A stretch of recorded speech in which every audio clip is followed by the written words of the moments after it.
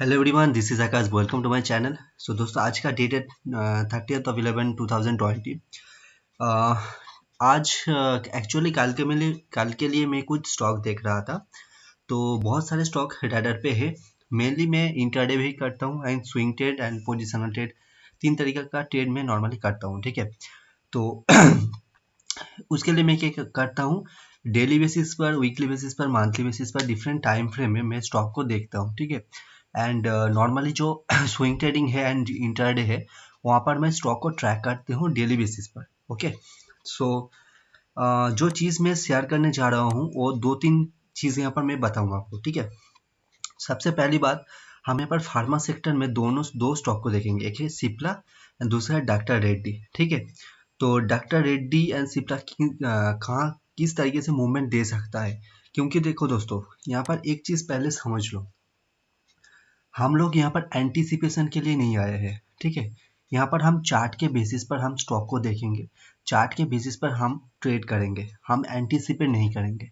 अगर आपको लगता है कि हाँ कुछ अच्छे न्यूज़ आने वाला है, तो वहाँ पर आप एंटीसिपेट करके अगर बाई कर लिए हो, एंड वहाँ पर आप जानोगे कि वहाँ पर न्यूज़ अच्छा होगा या बुरा होगा। देखो, अच्छा न्यूज़ पर भी मार्केट गिर सकते हैं, बुरा न्यूज़ पर मार्केट अपसाइड जा सकता है। ऐसा तो आपने देखा ही होगा।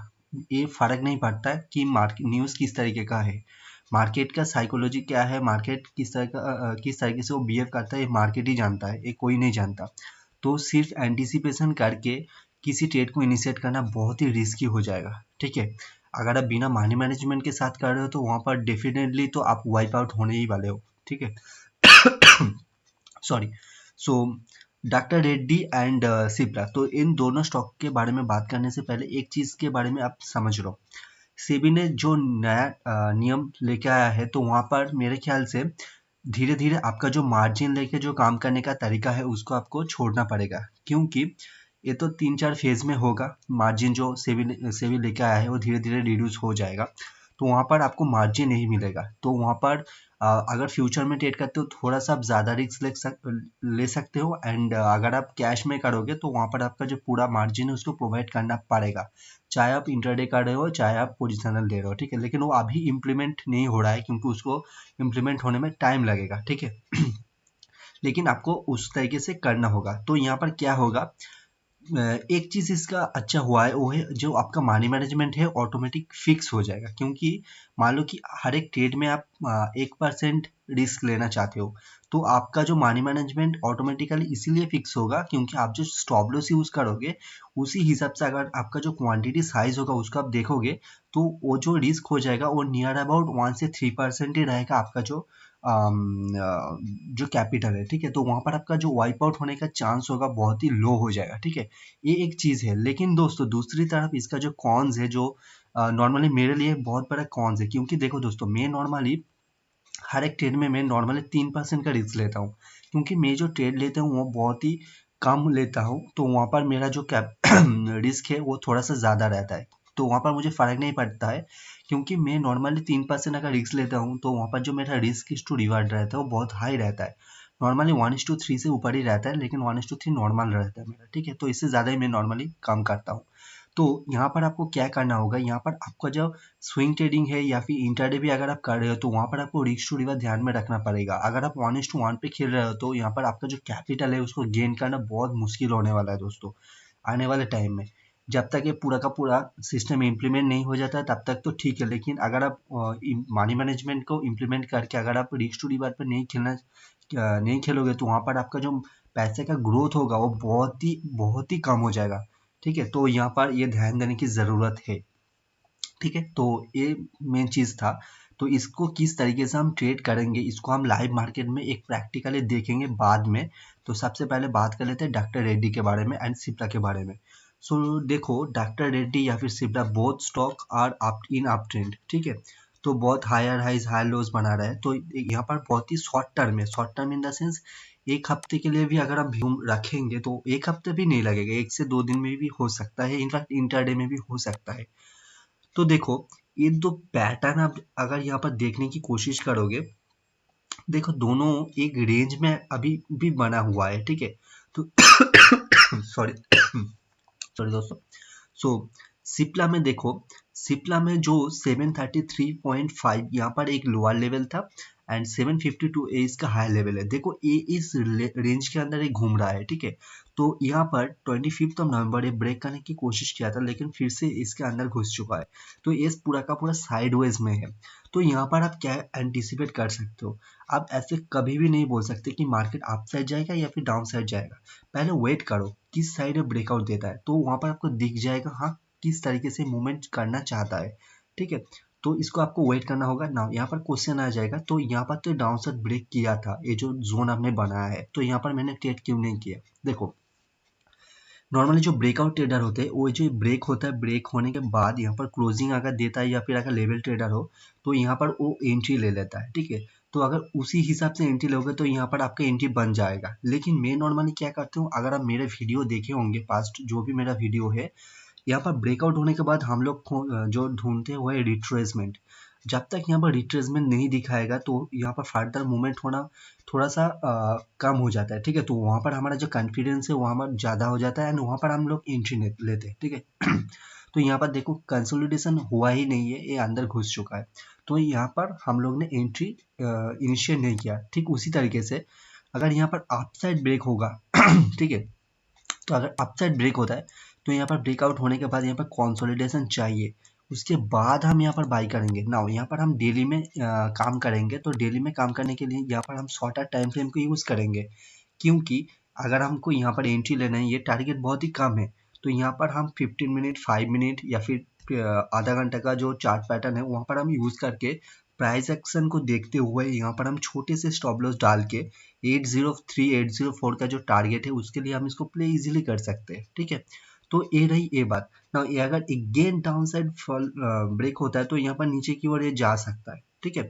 ठीक देखो उसी तरीके से डॉक्टर रेड्डी यहाँ पर नीचे की ओर ब्रेक डाउन किया है, पहले इसको ब्रेक डाउन किया था फिर जा चुका था, फिर से नीचे की ओर आ रहा है, ठीक है। नाउ डॉक्टर रेड्डी को मैं इसलिए इतना हाईलाइट कर रही हूँ क्योंकि डॉक्टर रेड्डी अगर यहाँ से फॉल डाउन होगा अच्छी तरह से, अगर ब्रेक डाउन होता है यहाँ पर कुछ पैटर्न या फिर प्राइस एक्शन क्रिएट करके, तो इसका जो टारगेट बैठ के आ जाएगा वो करीबन 4500 के नीचे होगा, ठीक है। जो कि यहाँ पर स्टॉक के लिए एक बहुत बड़ा तो नहीं बोलूँगा लेकिन एक अच्छा गिरावट होगा। तो वहाँ पर आप अच्छा खासा मुनाफा बना सकते हो, ठीक है। तो यहाँ पर ये आपका होल्डिंग में भी रह सकता है। तो कि इसको मैं क्यों बोल रहा हूँ, देखो यहाँ पर अगर मैं यहाँ पर सिंपल 15 मिनट या फिर 30 मिनट कोई भी अगर आप चार्ट पैटर्न ढूंढने की कोशिश करोगे, देखो कल के सेशन में मतलब कि जो फ्राइडे का सेशन था वहाँ पर इसके नीचे ये क्लोजिंग दिया है, मतलब कि वीक क्लोजिंग दिया है, ठीक है। तो अगेन यहाँ पर ओपनिंग कैसे होगा या फिर यहाँ पर कैसे प्राइस एक्शन बनाएगा उसका हम देखने की कोशिश करेंगे नेक्स्ट जो कल का जो सेशन है। अगर कुछ अच्छा पैटर्न बनाता है तो हम इंट्राडे में भी इसको शॉर्ट कर देंगे इजी वे में, ठीक है। लेकिन ज़रूरी नहीं कि हमको ट्रेड मिल ही जाए, ये अंदर भी घुस सकता है, ठीक है। तो किस ओर ये बिहेव करेगा, ये अप साइड जाएगा या फिर डाउन साइड जाएगा हम लोगों को नहीं मालूम, जहाँ पर मिलेगा वहाँ पर ट्रेड करेंगे, ठीक है। ठीक इसी तरीके से अगर आप मैंने आज सुबह एक वीडियो डाला था जो कि फाइजर का वीडियो था, ठीक है। तो उसको देख लेंगे। तो एक सेकंड यहाँ पर मैं आपको दिखाती हूँ फाइजर, ओके। तो इसको मैं नॉर्मली बड़ा कर देता हूँ, ठीक है। देखो फाइजर ने भी अगर देखो फाइजर में हम लोग को एंट्री नहीं मिला है, ठीक है। तो फाइजर का हमारा टारगेट नॉर्मली है 5900 का आसपास पहला टारगेट है। तो फाइजर इसी लेवल के अंदर अभी के लिए यहाँ पर ट्रेड कर रहा है। तो हम लोगों ने यहाँ पर एंट्री बना ही नहीं है क्योंकि यहाँ पर एंट्री बनने के लिए भी अभी वक्त है। तो एंट्री बनाने से पहले अगर ये फिर से जो लेवल है इसके नीचे चला जाता है तो यहाँ पर एंट्री नहीं बनेगा। तो स्टॉक आपको ऑटोमेटिकली एंट्री भी क्रिएट करके देगा, स्टॉक खुद आपको बताएगा कि हाँ मैं यहाँ से चलने चलने वाला हूँ, ठीक है। तो यहाँ पर मैं इस यहाँ से चलने के चांस मेरा बहुत ज़्यादा है, 100% यहाँ पर कुछ नहीं होगा, ठीक है। हम लोग एक एनालिसिस करके उसके ऊपर ट्रेड कर सकते हैं, लेकिन हम लोग ये कभी भी नहीं बोल सकते कि यही से ही जाएगा। ये बहुत बेवकूफ़ वाली बात होगी कि हम लोग यहाँ पर पर्टिकुलरली अगर बोले कि यही से ये जाने वाला है, ऐसा होगा ही नहीं, ठीक है। हाँ जा सकते हैं, प्रोबेबिलिटी आर वेरी हाई कि वहाँ पर जा सकता है, लेकिन आप ये पूरा का पूरा कॉन्फिडेंस के साथ नहीं कह सकते, ठीक है। तो अगेन यहाँ पर क्या मूवमेंट होगा, अप साइड होगा या फिर डाउन साइड होगा वो देखने की बात होगी। तो मूवमेंट के हिसाब से हम लोग आपको डिसाइड होगा कि हम लोगों को फाइजर में भी एंट्री मिलेगा या फिर सिप्ला में मिलेगा या फिर डॉक्टर रेड्डी में मिलेगा। ना डॉक्टर रेड्डी में एक और चीज़ मैं आपको दिखाती हूँ, ठीक है। तो ये इसका फुल एनालिसिस हो जाएगा। तो देखो डॉक्टर रेड्डी का जो 4920 का जो लेवल है, अगर इसके ऊपर एक क्लोजिंग इसके ऊपर अगर ट्रेड होता है तो यहाँ पर मैं इसको बाइंग के लिए सोचूंगा, ना कि सेलिंग के लिए। तो वहाँ पर जो मेरा टारगेट हो जाएगा 5150 का मेरा फर्स्ट टारगेट आ जाएगा। तो मैंने यहाँ पर एक लेवल आइडेंटिफाई करके डिसाइड करके रखा है कि यहाँ पर मुझे कौन सा साइड में कौन सा व्यू है। यहाँ पर मैंने व्यू आइडेंटिफाई किया है, ये मेरा प्लान है, ठीक है। तो इसके उसको कैसे एग्जीक्यूट करूँगा वहाँ पर मुझे लाइव मार्केट में देखना पड़ेगा, ठीक है। तो वहाँ पर कैसा बिहेवियर होता है, प्राइस कैसे बिहेव करता है, ठीक है। क्योंकि प्राइस इज गॉड, प्राइस ही आपको बताएगा कि कहाँ से क्या होता है। तो प्राइस एक्शन को देखकर आपको वहाँ पर डिसाइड करना है। नाउ यहाँ पर जो ब्रेकआउट ट्रेडर है वहाँ पर क्या प्रॉब्लम होता है। ब्रेकआउट देखो, एक चीज़ देखो, ये जो डेट है जो कि है 10th ऑफ नवंबर, ये जो डेट है इस दिन डॉक्टर रेड्डी बहुत बढ़िया बहुत नीचे गैप डाउन ओपन होके नीचे आ गया था, ठीक है। नाउ अगर आप ब्रेकडाउन में ट्रेड करते हो तो यहाँ पर आप एंट्री होते ही यहाँ पर आप सेलिंग बना लोगे, ठीक है। बनाने के बाद आपको प्रॉफिट भी मिलेगा, लेकिन यहाँ पर आप कितना प्रॉफिट ले सकते हो, मतलब कि यहाँ पर आप कितने आपका टारगेट क्या है। अगर आपका टारगेट वगैरह सब कुछ सही है तो यहाँ पर बहुत बहुत बढ़िया, बहुत परफेक्ट है। आपको यहीं से अगर टारगेट मिलता है तो आपको थम्स अप। लेकिन आप अगर एक थोड़े से बड़े टारगेट के लिए वेट करना चाहते हो, जो कि ये जो इतना जो टारगेट है इतना के लिए आप वेट करना चाहते हो, तो वहाँ पर देखो डायरेक्ट फॉल डाउन नहीं हुआ है, यहाँ पर कंसोलिडेशन देने की कोशिश कर रहा है स्टॉक, ठीक है। तो इसका मतलब है कि स्टॉक कुछ ना कुछ वीकनेस दिखा रहा है, इसीलिए अगेन ये जो लेवल इसको ब्रेक करने के लिए आ रहा है, ठीक है। लेकिन हम लोगों को कंफर्म नहीं है, इसको बिहेवियर को देखना पड़ेगा कैसे क्या होता है नहीं होता है, उसके बाद हम सोचेंगे, ठीक है। तो यही था दोस्तों, एक एनालिसिस, छोटा सा एनालिसिस है, कुछ ऐसे बड़ा कुछ है नहीं। तो यहाँ पर नाम ने वॉल्यूम का यूज़ किया है, देखो यहाँ पर वॉल्यूम है नॉर्मली, तो वॉल्यूम का यूज़ किया है, ना कुछ दूसरा चीज़। क्योंकि देखो दोस्तों मेरा ये मानना है, अगर देखो नॉर्मली प्राइस एंड वॉल्यूम ये दो चीज़ ही होता है, ठीक है। और एक चीज़ होता है वो है डिलीवरेबल, जो क्वांटिटी होता है उसको हम पकड़ सकते हैं। इसके अलावा मार्केट में कुछ और थर्ड चीज़ है नहीं। लेकिन ये मेरा व्यू है, ये मेरा मानना है कि अगर प्राइस ठीक ठाक है तो देखो वॉल्यूम का मतलब क्या है। मान लो कि आलू एक आलू है, आप आलू खरीदना चाहते हो या फिर राइस खरीदना चाहते हो, ठीक है। तो उसका एक भाव होता है, ठीक है, उसका एक प्राइस होता है। तो प्राइस अगर अच्छा होगा तो ऑटोमेटिकली जो लोग होगा उसको खरीदने के लिए आ जाएंगे, ठीक है। तो वो हो जाएगा उसका वॉल्यूम, कितने लोग कितने क्वांटिटी खरीदेंगे वो उसका वॉल्यूम आ जाएगा। लेकिन वो जो लोग खरीदेंगे उसको क्या देखकर खरीदेंगे, उसका प्राइस देखकर खरीदेंगे, ना कि वॉल्यूम देखकर खरीदेंगे, ठीक है। वॉल्यूम देखकर हम लोगों को खरीदना नहीं है, हम लोगों को देखना है उसका प्राइस कैसा है, ठीक है। तो वॉल्यूम नॉर्मली बहुत सारे लोग वॉल्यूम यूज़ करते हैं, आपको करना भी चाहिए, लेकिन मैं नॉर्मली नहीं देखता, मैं नॉर्मली प्राइस को ही देखता हूँ। क्योंकि प्राइस अगर अच्छा होगा तो ऑटोमेटिकली यहाँ पर वॉल्यूम क्रिएट हो जाएगा। तो वॉल्यूम अगर क्रिएट हो जाता है तो वहाँ पर जो मूवमेंट होगा वो तो ऑलरेडी हो चुके होंगे ना। तो मान लो कल के सेशन में मान लो ये होगा नहीं, लेकिन अगर होता भी है तो कोई प्रॉब्लम भी नहीं है। मान लो कल के सेशन में यहाँ पर कुछ ऐसा प्राइस एक्शन बनाता है, मुझे एक अच्छा यहाँ पर अपॉर्चुनिटी मिलता है, तो मैं डेफिनेटली यहाँ से ये इसको शॉर्ट कर दूंगा, ठीक है। देन मुझे नहीं मालूम यहाँ पर कितना वॉल्यूम जनरेट होगा, कितने वॉल्यूम से गिरावट होगी। क्योंकि मेरा ये मानना है अगर यहाँ पर शॉर्टिंग के लिए कुछ है, अगर सच में यहाँ पर वीक है स्टॉक, अगर यहाँ से इसको गिरना है तो ऑटोमेटिकली बहुत सारे लोग बहुत ज़्यादा क्वांटिटी में इसको शॉर्ट करने की कोशिश करेगा, तो वहाँ पर तो वॉल्यूम ऑटोमेटिक क्रिएट हो जाएगा। तो मुझे वॉल्यूम को देखने की ज़रूरत क्या है। हाँ, बहुत सारे लोग देखते हैं, वॉल्यूम एनालिसिस करते हैं, वॉल्यूम को ब्रेकआउट में यूज़ करते हैं, दैट्स ट्रू, आप कीजिए, कोई प्रॉब्लम नहीं है, मेरा इसमें कोई भी इशू नहीं है। लेकिन मेरा भी एक सिस्टम है, मैं अपने सिस्टम को बिलीव करती हूँ, मैं अपना सिस्टम फॉलो करती हूँ। आपका कुछ सिस्टम है, आप उसके ऊपर बिलीव करते हो, उसको फॉलो करते हो, आपको लगता है कि हाँ उस तरीके से मार्केट चलता है, मेरे को लगता है कि हाँ मार्केट इस तरीके से चलता है। तो हर एक का नज़रिया अलग है, यहाँ पर कोई 100% सही है। अगर कोई आपको बताता है कि मार्केट इसी तरीके से काम करता है तो उसको ये बोलिए कि अगला मूवमेंट मार्केट में क्या होने वाला है, किस प्राइस से घूमने वाला है। अगर वो बता देगा तो आप जो बोलोगे मैं करने के लिए तैयार हूँ। परफेक्ट वो प्राइस होना चाहिए, परफेक्ट एंट्री, परफेक्ट एवरीथिंग होना चाहिए, ठीक है।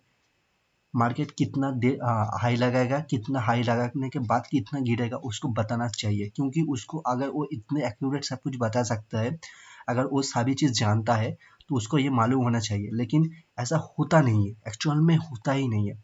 मार्केट कुछ पैटर्न में चलता है, कुछ स्ट्रक्चर में चलता है, ये सभी लोगों को मालूम है। हायर हाइज लोअर लोज ये दो ट्रेंड होता है, साइडवेज पैटर्न होता है।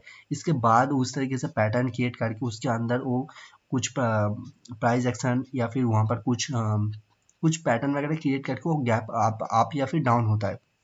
लेकिन इसका मतलब ये नहीं कि हर एक स्टॉक उसी तरीके से बिहेव करेगा, ऐसा तो होता नहीं है ना। जो स्टॉक आपने आपने जो सिस्टम बनाया है उस तरीके से बिहेव करेगा, आप वहाँ पर ट्रेड करोगे। तो इसको आप ऐसे तो जज नहीं कर सकते कि हाँ ये यहीं से गिर जाएगा, यहीं से चला जाएगा। नॉर्मली मैं आपको क्या बता सकती हूँ जो यहाँ पर लेवल है, इसको आप ब्रेक डाउन करेगा तो इसका टारगेट हो जाएगा 4466 का, इसका फर्स्ट टारगेट हो जाएगा, ठीक है। ये आपको मैं बता दिया हूँ।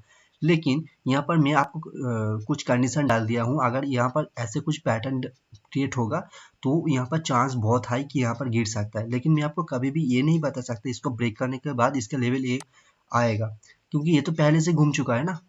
तो इसको बताना बहुत ही डिफिकल्ट है, बहुत ही डिफिकल्ट है हर एक बंदे के लिए। दुनिया में शायद ऐसा कोई बंदा है नहीं जो कि यहाँ से हर एक चीज़ को बता सकता है कहाँ से क्या बिहेव करेगा। मान लो कि कल डॉक्टर रेड्डी में बहुत कुछ बुरा आने वाला है, तो ये मान लो कि ये 40% 30% गैप डाउन ओपन होता है, ये हो ही सकता है, कोई प्रॉब्लम नहीं है। तो वहाँ पर आप क्या करोगे, सारे आपका जो टेक्निकल होगा वो फेल हो जाएगा, है ना। तो इसी तरीके से 100% कुछ नहीं होता, आपको अपना सिस्टम है उसी के हिसाब से चलना होगा, ठीक है। तो आई होप आपको ये वीडियो से कुछ सीखने को मिला होगा। एंड बेसिकली दोस्तों, आपसे आप नॉर्मली फोकस करो, मनी मैनेजमेंट तो ऑटोमेटिक क्रिएट हो ही जाएगा, क्योंकि क्वांटिटी आप ज़्यादा ले नहीं पाओगे, क्योंकि आपका जो मार्जिन है वो ब्लॉक कर दिया जाएगा। तो यहाँ पर आपका जो ट्रेडिंग सिस्टम है उसको थोड़ा सा देखो, एंड आपका साइकोलॉजी है उसके ऊपर फोकस करो, क्योंकि बड़े प्रॉफिट के लिए आपका जो साइकोलॉजी स्ट्रांग होना बहुत ज़रूरी है। क्योंकि एक स्टॉक डायरेक्टली अप या फिर डायरेक्टली डाउन नहीं जाता, वो अप डाउन होके ही जाता है। तो वहाँ पर जो पैनिक क्रिएट होता है उसको कैसे हैंडल करना है ये आपको खुद को ही देखना होगा। एंड यहाँ पर जो रिस्क इज टू डिवाइड है उसको ज़्यादा लेके चलिए, तो ही आप एक प्रॉफिट में रह सकते हो। एंड लॉन्ग टर्म या फिर अगर आपका जो कैपिटल गेन होगा वहाँ पर आप एक अच्छे खासे मुनाफा ले सकते हो। तो 100% गेन करना अभी के लिए तो थोड़ा सा मुश्किल हो जाएगा। 100% 200% जो लोग दिखाते हैं एक्चुअल में बहुत बड़े बड़े रिस्क लेके 10% 20% रिस्क लेके अगर आप 200 300% गेन कर रहे हो तो कोई ये हो ही सकता है, कोई प्रॉब्लम नहीं है। क्योंकि 200% अगर मान लो कि मैंने एक ट्रेड इनिशिएट किया है तो उसका रिस्क टू रिवार्ड है 1:6, तो आप 10% रिस्क ले रहे हो तो वहाँ पर आपको 1:6 मिलेगा, तो 60% रिटर्न तो एक ही स्टॉक में मिल जाएगा। तो यहाँ पर आप 4-5 ट्रेड करोगे तो ऐसे 200-300% गेन हो ही जाएगा ना।